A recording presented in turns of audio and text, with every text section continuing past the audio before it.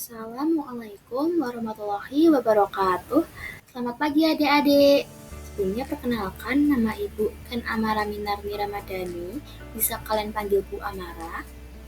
Nah, adik-adik, sebelum mulai ke pembelajaran pada pagi hari ini, Ibu ingin bertanya nih.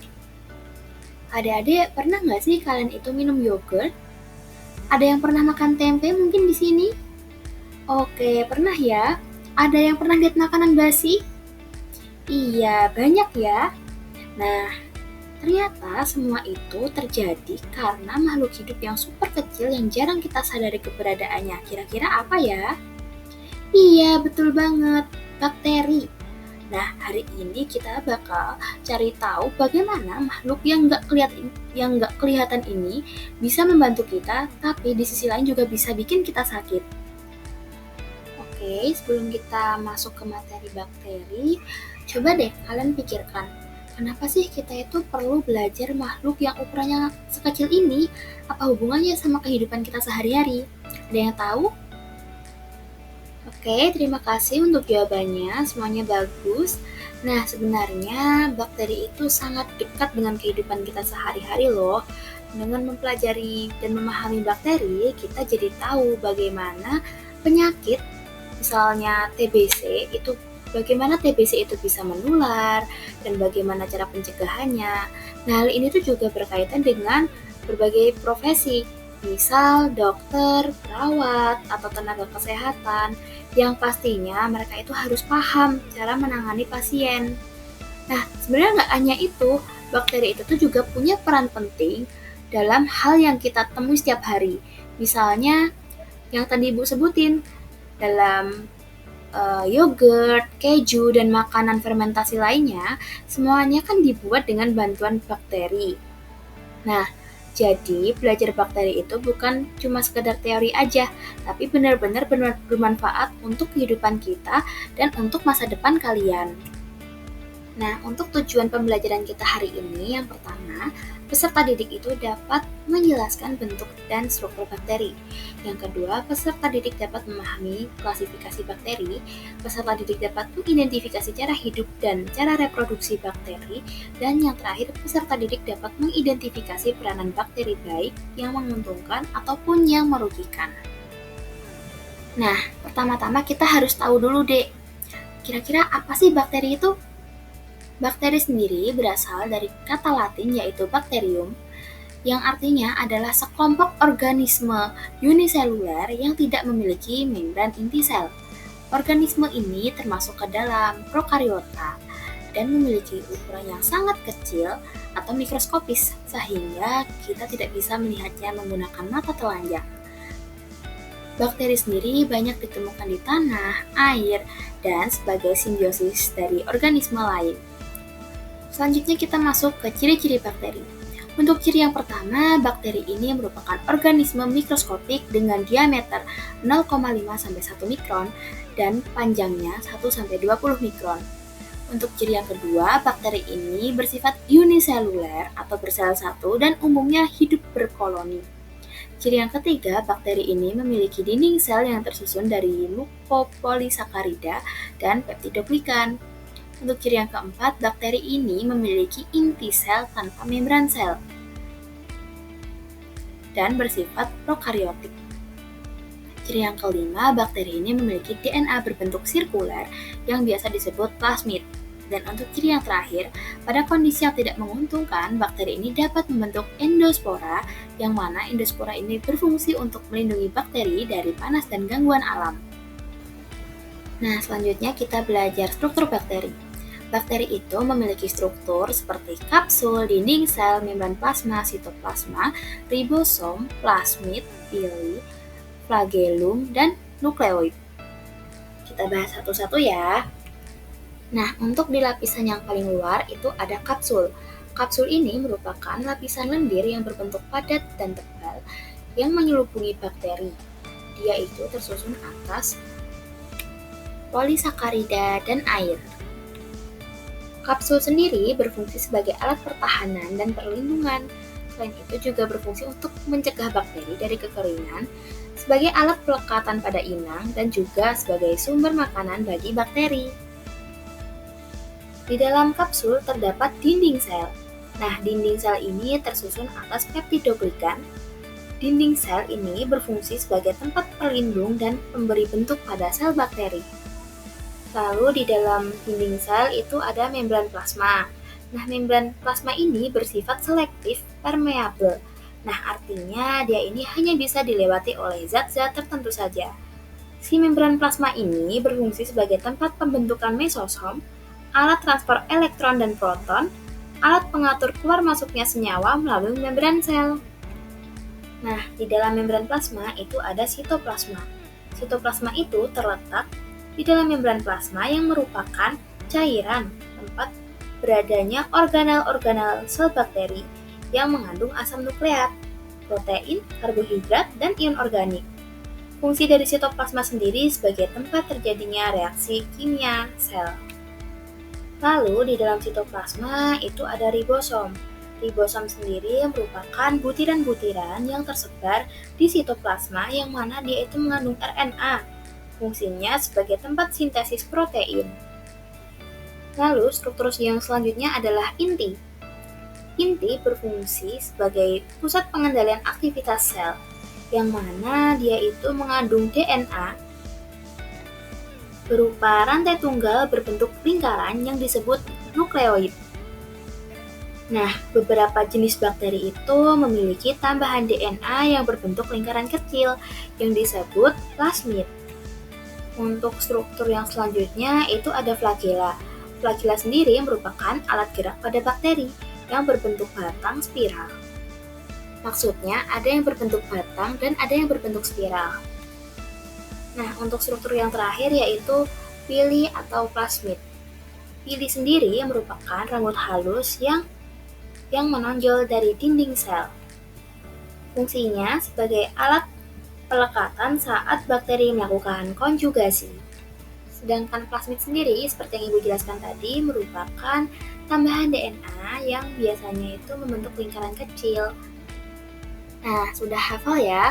Jadi, struktur di luar itu ada dinding sel, kapsul, membran sel, flagela, dan juga pili. Untuk struktur dalam itu ada sitoplasma, nukleoid, ribosom, dan plasmid. Nah, selanjutnya kita akan belajar klasifikasi bakteri yang didasarkan dari bentuk selnya. Pada dasarnya, bentuk bakteri itu ada 3, yaitu bulat atau kokus, batang atau basil, dan spiral atau spirillum. Nah, berikut merupakan macam-macam bentuk dari bakteri.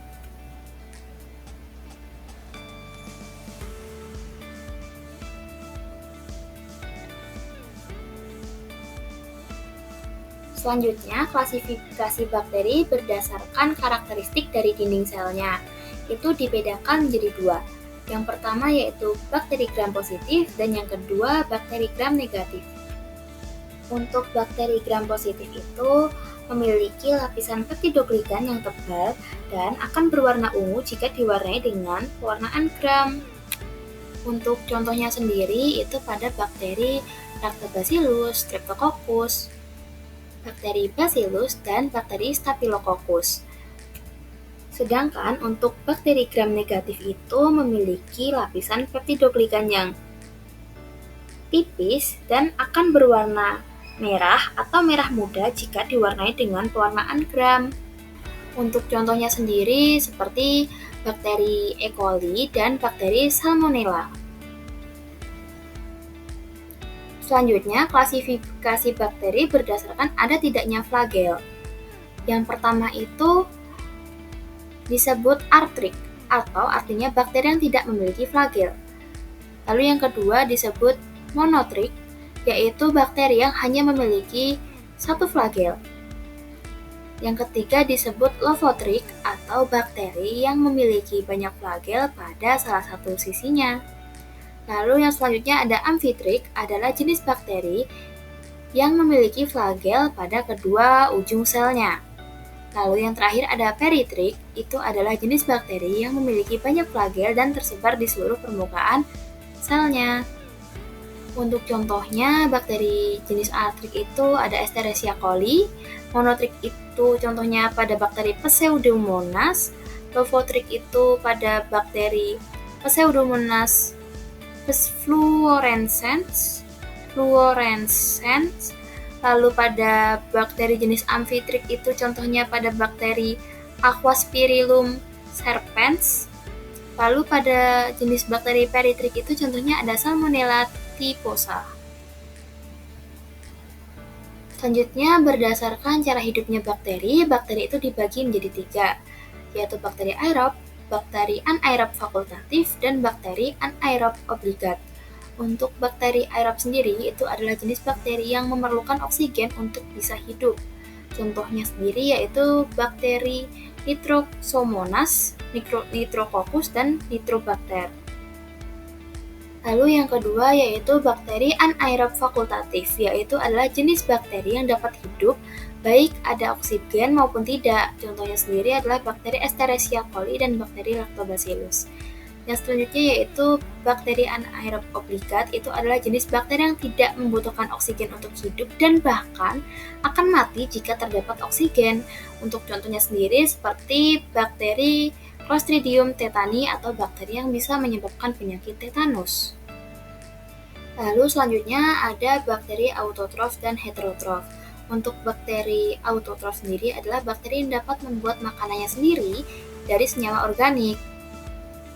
Bakteri autotrof dibedakan menjadi 2, yaitu bakteri fotoautotrof dan bakteri chemoautotrof. Lalu yang kedua ada bakteri heterotrof, yaitu bakteri yang tidak dapat membuat makanannya sendiri, melainkan mendapatkan makanan itu dari zat organik dan organisme lain, yaitu hidup sebagai saprofit dan juga parasit, serta bersimbiosis mutualisme dengan organisme lainnya. Lalu selanjutnya reproduksi bakteri. Yang pertama itu reproduksi aseksual. Jadi bakteri itu bisa bereproduksi secara aseksual dan seksual. Kita bahas yang aseksual dulu. Untuk reproduksi aseksualnya itu dilakukan dengan pembelahan biner, yang mana dapat menghasilkan salinan genetik dari sel induk secara tepat dan banyak, jika kondisi lingkungannya menguntungkan. Nah, untuk tahapannya bisa terlihat di gambar. Yang pertama itu ada pemanjangan sel dan replikasi DNA dari sel induk, kemudian dinding selnya dan membran plasmanya mulai membelah, kemudian septumnya terbentuk dan DNA-nya mulai terpisah, lalu sel terpisah dan menjadi 2, kemudian terjadilah pembelahan biner dengan masing-masing DNA induk. Selanjutnya untuk reproduksi seksualnya, yaitu tidak melibatkan peleburan sel gamet seperti reproduksi organisme lainnya, tapi terjadi melalui perpindahan materi genetik atau DNA yang dikenal sebagai rekombinasi genetik. Nah, rekombinasi genetik ini dilalui melalui 3 metode. Yang pertama itu konjugasi, di mana proses perpindahan materi genetiknya itu secara kontak langsung antara sel bakteri yang saling berdekatan. Yang kedua melalui transduksi, yaitu proses perpindahan materi genetik dari bakteri ke bakteri lain melalui perantara bakteriofage atau virus yang menginfeksi bakteri. Lalu yang terakhir itu secara transformasi, yaitu proses perpindahan materi genetik secara langsung. Lalu yang selanjutnya ada peranan bakteri. Itu yang pertama ada peranan yang menguntungkan seperti menghasilkan vitamin K dan membusukkan makanan di usus besar. Itu contoh bakterinya adalah bakteri Escherichia coli. Lalu yang selanjutnya sebagai pembuatan berbagai macam antibiotik, itu misalnya bakteri Streptomyces griseus sebagai pembuat antibiotik streptomycin. Lalu yang ketiga, pembuatan berbagai jenis makanan dan minuman seperti keju, itu dibuat dari bakteri Lactobacillus dan juga Streptococcus. Lalu yogurt juga dibuat dari bakteri Lactobacillus bulgaricus dan juga Streptococcus thermophilus. Cuka dibuat dengan bantuan acetobacter aceti dan juga nata de coco dibuat dengan bantuan bakteri Acetobacter psillinum, dan masih banyak peranan menguntungkan lainnya. Kemudian kita ke peranan yang merugikan. Yang pertama itu dapat menyebabkan penyakit TBC pada manusia disebabkan oleh bakteri Mycobacterium tuberculosis. Nah, TBC ini menyebabkan gejala seperti batuk yang berkepanjangan, dahak berdarah, nyeri dada, demam, dan penurunan berat badan. Selain itu, juga dapat menyerang hewan, menyebabkan penyakit seperti Bacillus anthracis, penyebab penyakit antraks. Lalu bisa juga menyerang tumbuhan seperti Pseudomonas solanacearum, itu penyebab penyakit pada tomat atau busuk pada tomat. Dan masih banyak jenis penyakit lainnya. Sekian yang dapat Ibu sampaikan, semoga ilmunya bermanfaat. Wassalamualaikum warahmatullahi wabarakatuh.